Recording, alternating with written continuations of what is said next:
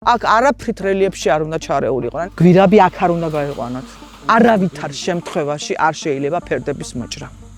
არავითარ შემთხვევაში. ეს სახლი რამდენიმე დღის წინ აქ იდგა. რაც სახლი კარი. არ ვიცი, ტრაგედია არა. აქ იყო სტადიონი. და ნახეთ ახლა რა ხდება. ვაიმე. და ეს ამხელა მასარო წავა, ან მდინარეს ამოვა, ან რკინიგზას. არა, ეს ძალიან საშიშია. მდინარეში თუ ჩავიდა, მოწყვეტით არის საშიში და რა თქმა უნდა საშიშია რკინიგზისთვისაც. თავარია რომ ერთიანად არ მოწყდეს და არ წავიდეს. ერთიანად მოწყდება და წავა თუ არა, წყლის დაგუება თავისთავად და შემდეგ უკვე, თუ არ გაიწმინდა დროზე, სერიოზული პრობლემა შეიძლება შეექმნას რკინიგზასთან მოსახლეობასაც. ხემაღალი დაღვარგი გამონაკლისი არ არის.